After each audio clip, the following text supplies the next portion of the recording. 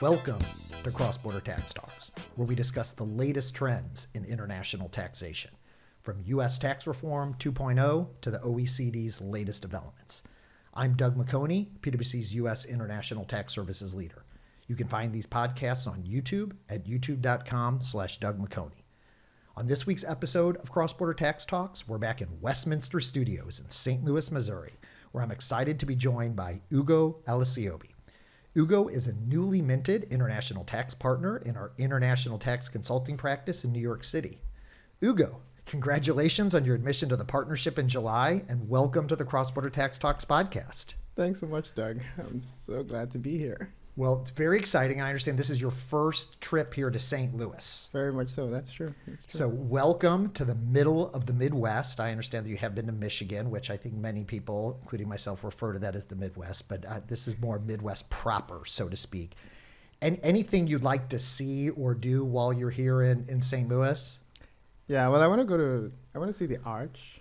All right. Here is like super famous. And then I guess I want to go to downtown and see what the life looks like. Well, I can accommodate both of those. Eros Saarinen is the architect of the Arch. It is an amazing piece of architecture that those of us in St. Louis are very proud of. And it's right close to Busch Stadium, which is also something I'm very proud of, where my St. Louis Cardinals play. But you might be less excited about that. No, it's cool. I like the Cardinals as well. All right. Don't know much about them, but I like them. Well, all right. You're making friends already. All right. Well, Ugo, let's get into the topic at hand. So a Harvard Business Review article that was published in November of 2021, so just last week, discusses what's being referred to as the Great Resignation of 2021. It highlights that companies are seeing upwards of 30% attrition in certain job categories. It mentioned that some industrial clients are seeing more than 100% turnover in some of their plants, while tech and data science employers describe the turnover and churn as, quote, unrelenting. While there were, not surprisingly, no specifics mentioned about international tax professionals, I wanted to spend some time today talking about your career path, why you decided to stick with international tax, and what tips you have for someone that is exploring opportunities within the profession. So let's start with, why international tax? How did you get involved in the field, and why did you choose to get involved, or maybe it found you? Yeah, it's a little bit of a long story, and it's a mix of me wanting to purposefully get into it and it finding me. As you may know, I grew up in Nigeria, and Nigeria, depending on what decade you're talking about, has been on a sliding slope of economic, social, I guess, decline. Mm-hmm.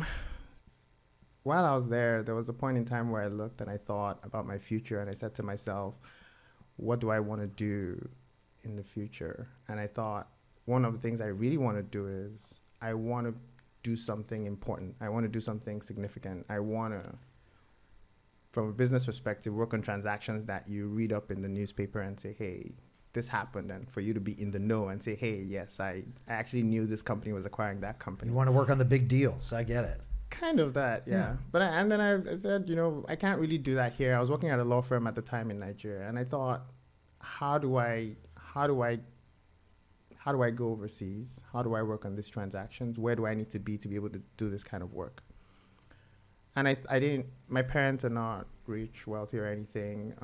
I don't know anybody, don't have any connections. And I thought really the only way I can get out of here is through academics. And so I had a brochure from a university, and the internet had just become a little popular then. So I just sent a bunch of emails to a bunch of schools telling them, here are my results. I had just gotten like a really good result from law school. I was like, here are my results. I don't have any money. If you admit me, I'm sure you'll be happy. I was part of your school, your profile. A bunch of schools responded to me. LSU, Louisiana State, responded and gave me a full scholarship, which was amazing. And that was for an LLM program? That was for an LLM program. That was sort of the means of getting out of the country. Mm-hmm. Now, what would I do when I actually got out of the country? I said I was working at a law firm. At the time, we used to work on financing transactions at the law firm. And I thought to myself, well, if you don't have any connections and you're a minority and you're trying to leave the country and you want to have a successful future, what should you do? And I thought, well, one thing you want to do is you want to try to answer the most complicated questions you can find, because there's a direct correlation between how much you get paid and the level of complexity of the questions you Sure. sort of answer. I was a lawyer already, so I said, well, it's going to have to be transactions. And I know everyone hates tax. And I'm like, well, if everybody hates tax, that means nobody wants to do it. So if somebody's going to have to pay you a lot of money to do it.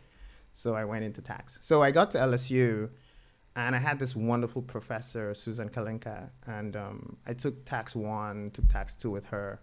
U.S. tax is very different from tax in America. And she was amazing. She said, you have to go to NYU if you want to do tax, and you have to work in New York. And so she paid for my application to go to NYU. I applied to NYU, got into NYU, finished at LSU, got into NYU, finished at NYU, and then started working at PwC. So that's how that worked out. And what was the LLM that you got at LSU? Was that tax focused? No, the LLM at LSU was a research-based commercial LLM. Okay. So it was just basically securities and transactions. And then when you went to New York, then obviously you focused on the tax program, which is obviously very well respected. And then when you started with the firm, did you start right into international tax, or was there an option between M&A or state and local taxes or international? How did you end up at the international tax doorstep? I started with international tax, and that was primarily because one of the partners, Suchi Lee, had interviewed me, and Suchi really liked me. He called me. So I interviewed with Suchi and 3 other partners. I left the PwC building and started taking the train back into West Village to go back to NYU. And I actually got a call on the train from Suchi saying, hey, would you like to work for me? And I said, of course. And he was like, yeah, come start in September. I'm like, okay, good. So an advocate and a sponsor Yes. is really what's important to draw the talent. Yeah, it's interesting, Ugo. So I had a similar experience in that I did both of my undergrad and law school at University of Missouri, so a fellow now SEC school to your LSU. I don't talk any trash about athletics at this point of Missouri's state of affairs, but I'm still a huge fan. And it was after I knew after getting my accounting degree, I thought that I did not want to be an accountant. I was like, well, I kind of got that degree, and I was like, well, I'll go to law school, and I thought I would be a litigator. And after my first year in law school, I took my first trip outside the U.S. and I went to Europe with one of my buddies, and we did a backpacking experience. And I was like, it was just eye-opening and just gave me a lot of confidence being, traveling on my own for the first time and just really being able to see the world for the first time. And then what we have in common is that second year in law school, I took my first tax class, which turned out to be a close friend, a mentor, Michelle Cecil, who was our tax professor. And it was the first class that I took in law school that it clicked. I enjoyed it. She was just an amazing person, amazing professor. I liked the analytical aspects of right and wrong answers, particularly after struggling through the nebulousness of constitutional law, for example. I was like, oh, this is stuff. You learn the rules, you apply the rules, and there's generally an answer. Now, of course, as we've progressed in the career, I've realized that that's not always the case. And she really helped kind of guide and sponsor me. And we didn't even offer international tax. I assume there was an international tax class at NYU. There wasn't one in my law school, but I just knew I liked to travel internationally. I like tax. And I'm serious. I was like, let's try it. And then after my second year in law school, I got an internship with the now defunct Arthur Andersen in international tax. And I just enjoyed the specialty. But if it wasn't for Michelle Cecil, who in fact I just saw this past weekend, I went to a Mizzou tailgating game where we narrowly defeated South Carolina. And I was able to catch up with her. She has since retired. But, having somebody that sponsors and really can guide you through those early points of your career is really important. I agree. I think it's fundamental. And for many of us, whether you're economically or socially disadvantaged, it's very difficult for there to be any other alternatives without a mentor or someone who's like dragging you out from that place that you're in. The other important lesson, which I give to a lot of young people, and you've probably heard me give some of this messaging as part of my role, is about being proactive. And the fact of just firing off a bunch of emails, asking, like, if you don't ask, right, about like, hey, is there an opportunity for me to come to this university? Hey, is there an opportunity for scholarship? Just being proactive in life. It can be have just such positive consequences. And it's really neat to hear that you just were sitting in Nigeria and just started firing off emails across the ocean saying, hey, can I show up, and I want to learn and I want to grow, and is there an opportunity for me? And then you found that. Yeah, I think there's a couple of things that are really fundamental there. First of all, you have to do a lot of hard work on your own, where a lot of people don't see the hard work you're doing, but you have to do it. And that gives you the basis to reach out to people so that people have a reason to have some faith in you to take a chance. Because if you just fire off emails into the void, people will say, well, who's this person who's emailing? And then you give them something based on what you've done and say, hey, I've actually done some work on my own, either to learn the background or to try to do well scholastically, etc. And then they can use that to say, well, maybe I'll take a chance on this person and show some faith and then do some good. And yeah, a combination of those two things generally should give you a chance to be in the position to receive favor, I guess. Right. All right. So there's a lot going on in the profession. And, we talked about I mentioned the great resignation that we're hearing about. And, obviously both of us are very passionate about the international tax as a profession. But I will mention that between U.S. tax reform 2.0, BEPS 2.0, other changes, DSTs we're seeing across the globe, this is definitely the most dynamic environment I've seen in our profession in the 22 years that I've been practicing. And I do think that sometimes turns people off from joining the field, as it can be viewed as overly complicated. Well, what's your reaction to that, and how can we persuade people in the field that really this is what makes it fun? And I think you already actually alluded to the point that this is one of the complexity is what makes our particular profession valuable, right? Because it is so complex that people need help navigating this very narrow area of the law. Yeah, I think that one thing that I've encountered among a few of my friends and colleagues over time is there's a subset of people who really like being able to help other people understand things. Just as a general concept, not related to tax, not related to anything. Just helping people understand things. And sometimes those things are really complex things. And some people have a good ability to break down complex things and try to make them simple.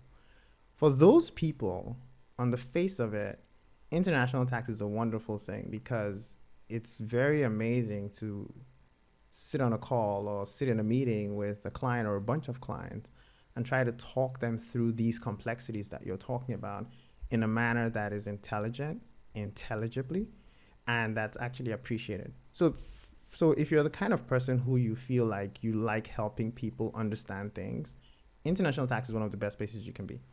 That's one. Two, the complexity itself is neither a plus nor a minus. The world is complex, life is complex, and people are complex. And I think that if you're thinking about what to do for a career, and you look at, from my perspective, the economic state of professions, if you're not going to be a doctor or a scientist in the hard sciences, if you're going to be anything in the social sciences and you believe in or you enjoy walking through the hard stuff, I think international tax is a wonderful thing, is a wonderful place to do it. You don't have to be a lawyer. You can be an accountant. Right. You can be a CPA. We have economists.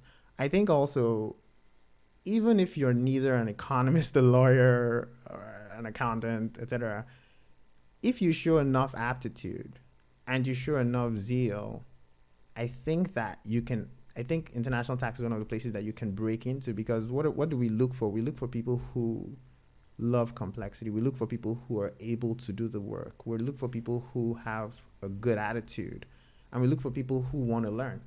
And whether it's BEPS 2.0, Build Back Better, whatever it is that's going on, maybe this time is a good time, because as the world gets more complicated and more advanced, the rules have to sort of try to catch up, and that's kind of how the law is. The law is generally behind the state of society.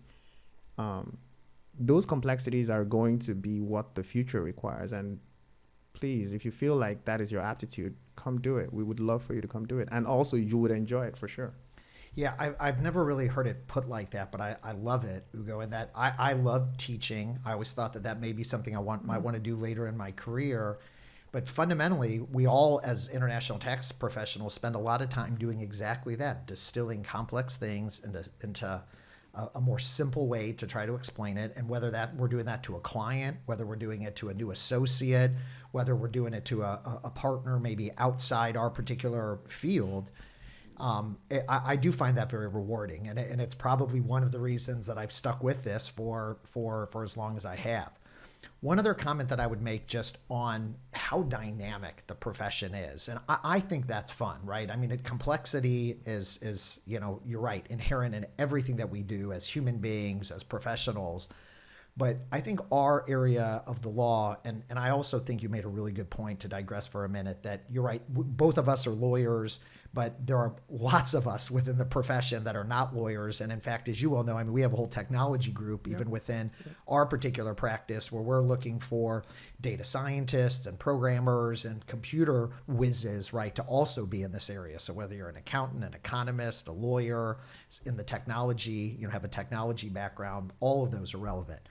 But just the pure dynamic nature of what we do is fairly unique, I think, in the various professions that are available to us, and that the laws are just constantly changing. And for the first 10 to 15 years of my career, things were relatively stable before we ended up with the Tax Cuts and Jobs Act. And it's just seems like there's been this momentum that has picked up really in the past 10 years, where it's just been so incredibly dynamic. And for me, that's a lot of fun because you're constantly having to think through new things, understand new concepts, have to boil them down and explain those to whether it's, new people that are joining the firm, clients or whatever.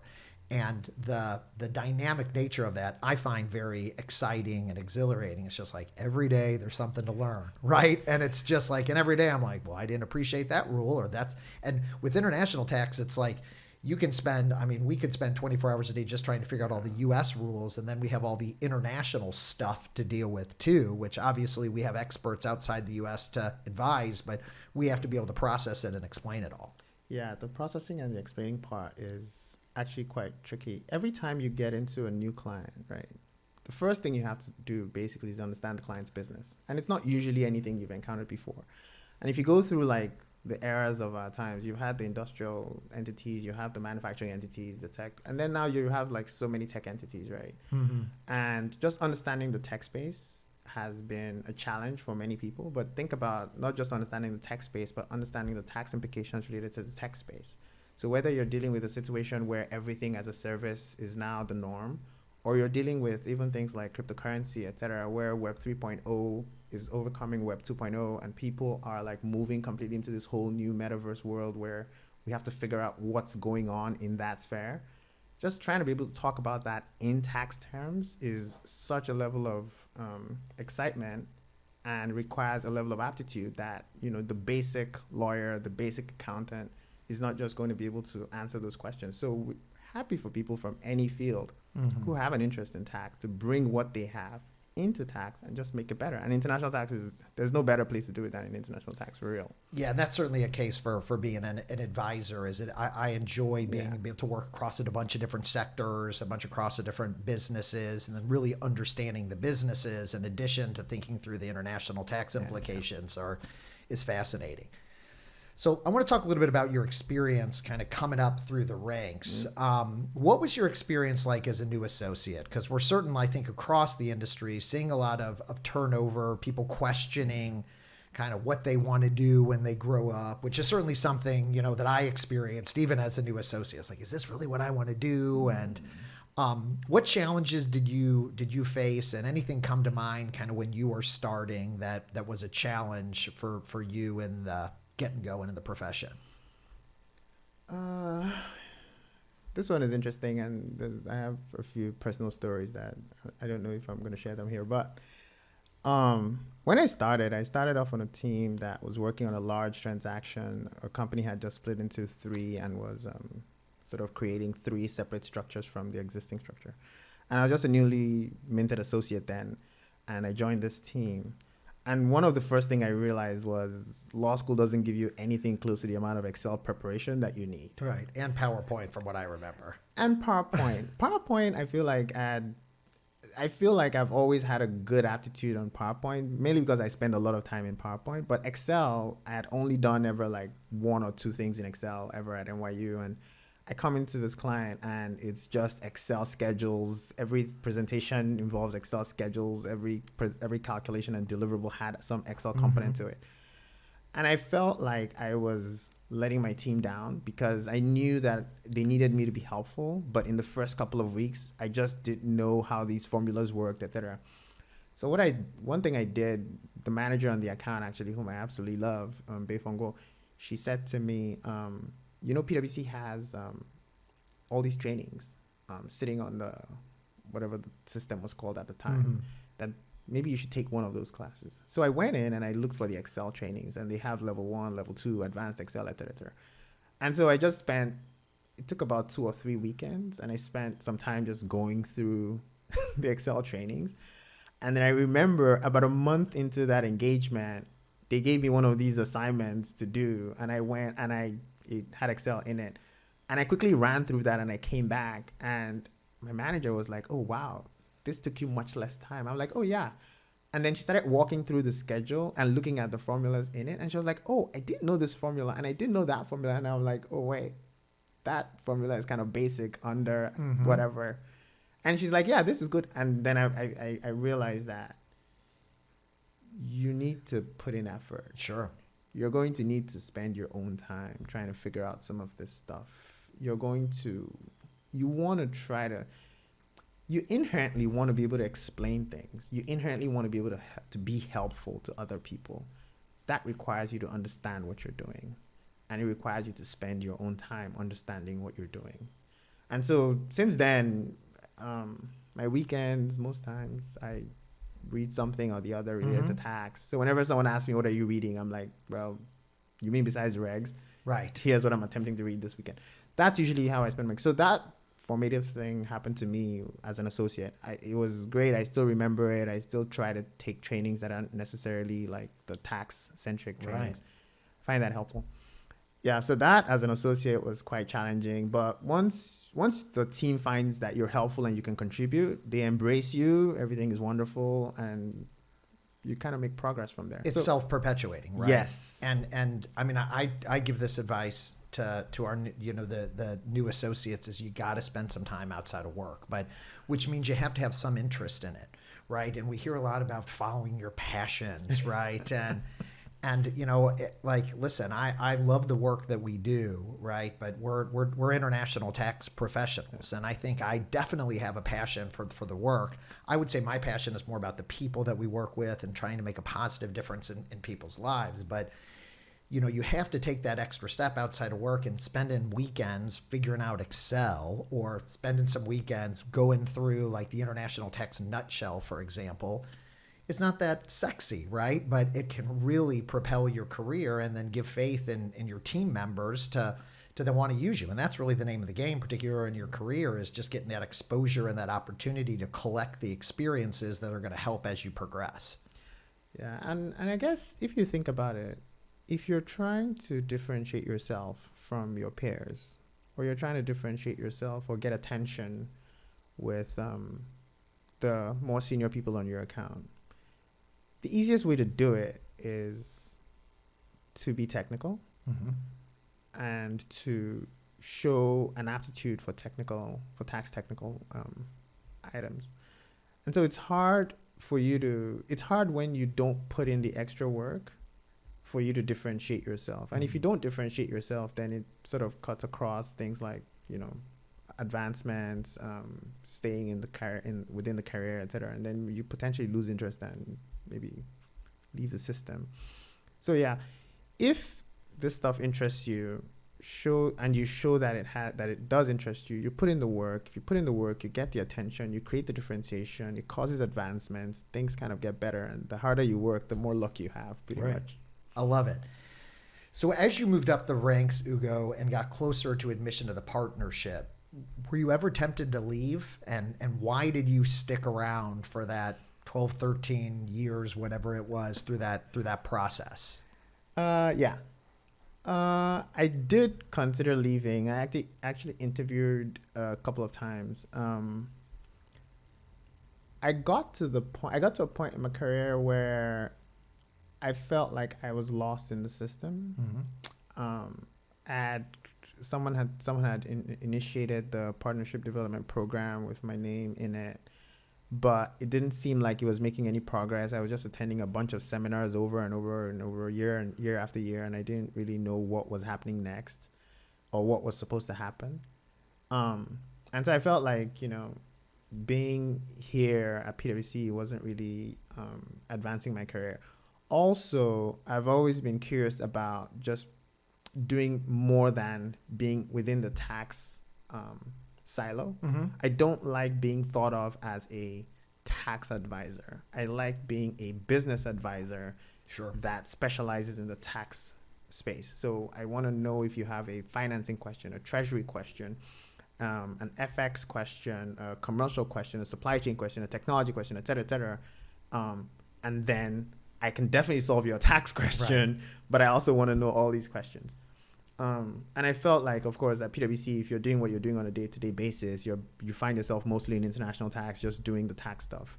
And that branching out to a different company would help expand the need to, provide that additional or get that additional vista to provide those services. So yeah, I considered leaving. And what made you stick around? I stuck around because, interestingly, we had a change in leadership in New York.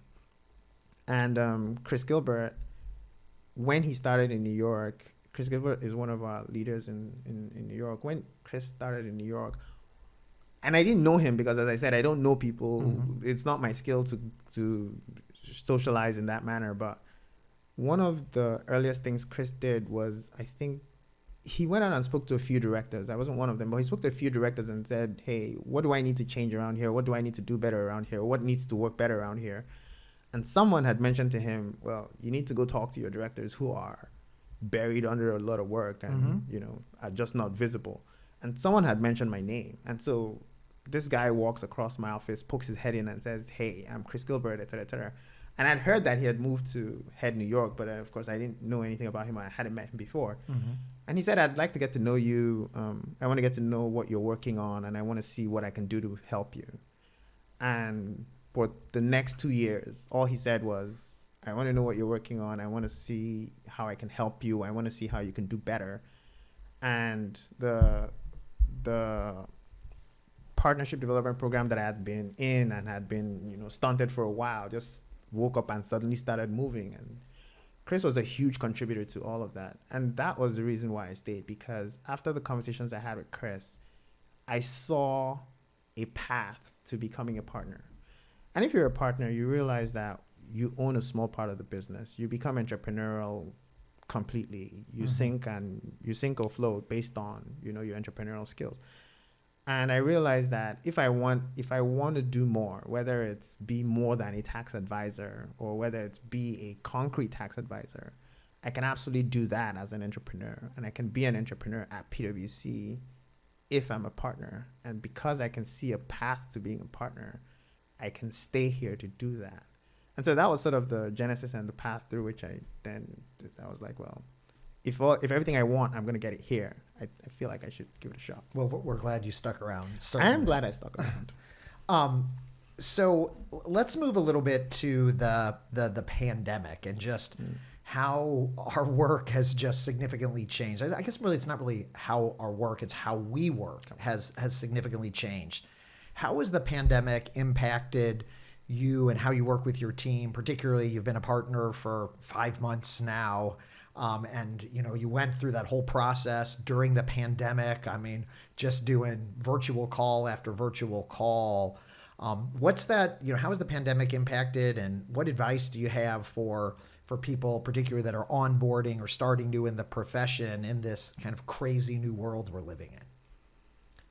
Yeah, my personal experience, I find that there are two kinds of people. There are, of course, the introverts and the extroverts. There are people who gravitate towards gregarity, and then there are people who find strength in the solace of the work that they do by themselves, right?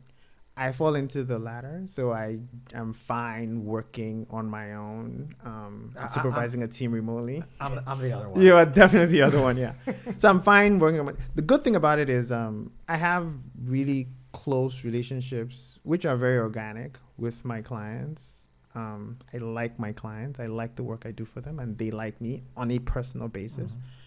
And so pandemic or no pandemic, it was generally easy to stay connected to them. And so I have a client who we've had weekly calls for the last 17, 18, 19 months, every single week, except maybe Christmas or he's on vacation or something. I have another client who we FaceTime at this point, right? Mm-hmm. So many of the people we used to work with, who we just used to have conference calls with. Mm-hmm. Now you actually have like video calls, and that's a really easy thing. Everybody now has video calls, and you're all comfortable. We're all comfortable having video calls. So the pandemic was helpful, at least for converting faceless conference calls into video calls, and so there's a little bit of a bridge there. So for me, it's been good. If you have clients whom you've built a connection with, you can manage a pandemic type situation by continuing to stay in touch, and continue to bring them ideas, and then mixing business with your everyday interactions. So that's one. For new clients, it's a little bit more challenging in the sense that you need an introduction, and then you need to try to stay connected. I've found that in my practice, originality and being yourself has been the only sticking point that has worked for me, in the sense that when I come off as commercial, when I come off as selling something, when I come off as, throwing out scripted lines, it just doesn't work, because they get information and they get pitches from our clients from everywhere.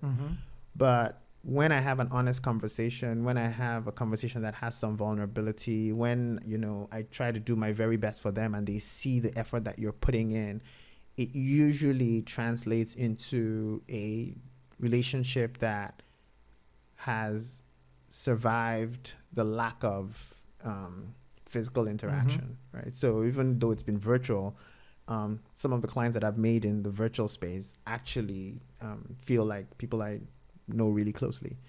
And so that has worked. So there's a little bit of it on the client side. It depends on the nature of the client. There's a little bit of it on the advisor side. So it depends on the nature of the advisor as well. So for me, that has been how I've managed the pandemic from a business perspective. What about your team, though? Like, as far, particularly with the new associates and people that have just kind of come on board, what has that experience been like? And do you have any advice, particularly for people that are just joining the profession, particularly in professional services, whether it's accounting for a law firm, any challenges or words of wisdom that you've learned as you've gone through this process? Yeah, I have a lot of empathy for people who are just starting. The challenge is huge. I sometimes, last night actually, because I was flying, I was up much later than usual. I was looking for a random email, and I saw an email someone had written to me and a bunch of other partners saying, "Hey, I just started. I'm on the red team. If you have any work, let me know," etc. And I was like, "Oh, right, this is so cool." So they tell you to, try to stay in touch, stay connected, etc. All of that is true. But I also think that, I continue to think that, and I know it seems like a trope, but I believe it legitimately, authenticity is extremely important. We organized at PwC, right? We organized connectivity events, and then we sent out a list of those connectivity events to the firm and said, well, would you like to participate? Which are essentially, the partners wanting to connect with the rest of the firm. And I understand that the uptake for those connectivity events was maybe less than 60%. So not as much as we would hope would take it. But it's not the partners who need to connect. It's the staff who need to connect, but then they're not taking the opportunity. So I found that to be very counterintuitive, and I didn't understand that. It's certainly a chicken and the egg issue.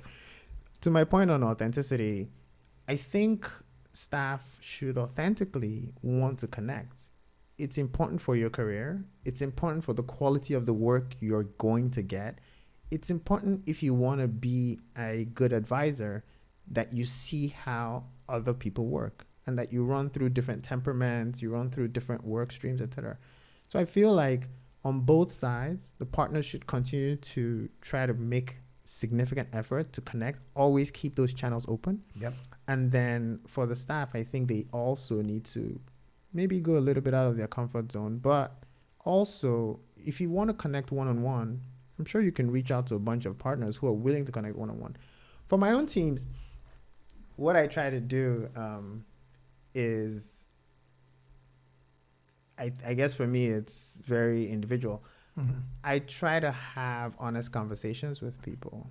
And so I want to know, if I ask you how you're doing, I don't expect a bland answer. I don't expect a rote answer. I expect you to tell me exactly how you're doing. And I will tell you how I'm doing. I'll tell you I'm tired. I'll tell you if it's been rough. I'll tell you if it's been a struggle. And then as much as I generally, don't do the social thing, Mm-hmm. I always tell people that I'm happy to buy you as many lunches and dinners as you want. I will come out to the city. I will come to where you are and buy you lunch and buy you dinner as a team or as an individual if you are in a smaller group, whatever you want. If that, keeps you connected. So I appreciate that my own style is not, I don't like large groups of people because I think people like me get buried within those sort of large groups. And so I appreciate people who also don't want to just be muddled into the whole large connectivity program. And so I try to make sure there are safe spaces in smaller groups for people to connect with me. And so I have open invitations all the time to just meet up with people and to connect authentically. I've said it like 29 times now. It's an important theme. I love it. I don't have another word, Right. but people should try to be more of themselves so that we can all be better people. Right. And the only way to do that is by showing more of yourself. So yeah, I'm happy for members of my team to have honest conversations or, to meet up and one of my favorite karaoke. One of my favorite. I want to show up for that, Ugo. One of my favorite sayings, and I'm sure you've heard me say it, is be proactive. And I think one of yours is be authentic. And I think both of those can work in tandem, right? Be proactive, reach out, send that email. I love the story of like, hey, I'm new to the team. Is there any work? I mean, like, you get some attention that way. And that person is probably somebody who's going to continue to be diligent and proactive and authentic throughout the course of their career. And I think that's an important element or an important formula for success. Agreed. So maybe our last question here, and certainly not the least important, is wanted to understand what your experience has been like as a Black professional in the specialty of international tax. And any advice that you have for whether it's other Black professionals or underrepresented minorities that are looking to get into the field. Yeah. This one has been a struggle. There continue to be very few Black partners, directors, managing directors, not just at the firm, right? It cuts across the industry. Absolutely. Tax consulting, international tax, finance. And so it's really hard. One thing I think that has really been helpful and I think continues to be helpful is sponsor. A sponsor is fundamental. And I think people who are willing to put themselves out there to do more for others or do as much for others as has been done for them, of whom I think we have many of them at PwC. I think that has also been critical.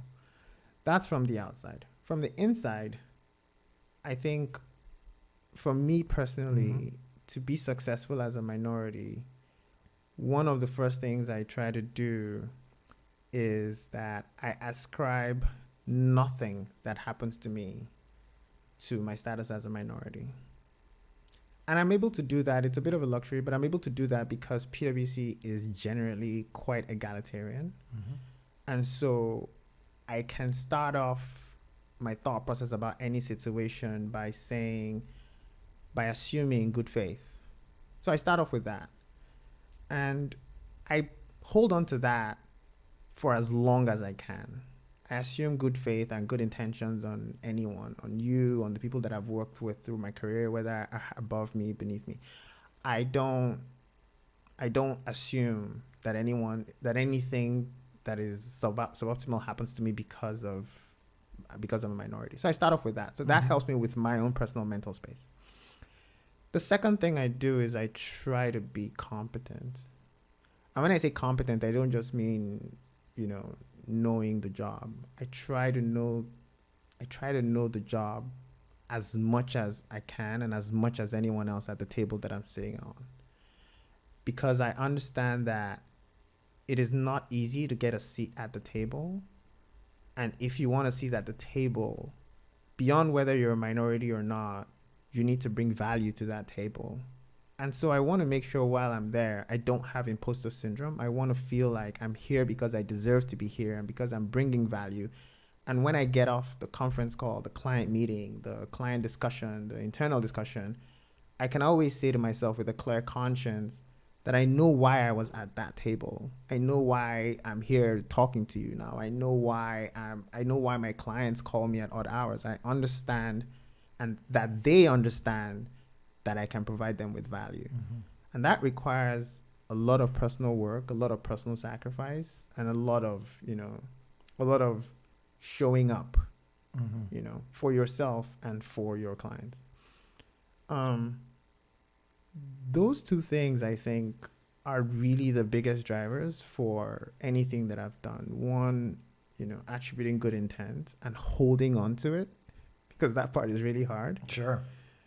And then trying to be as competent as I can possibly be within these complex times. Ugo. Yes. An amazing conversation. Thank you for your words of wisdom, advice, and candor. It's great talking to you and getting to know you a little bit better as part of the Cross-Border Tax Talks podcast.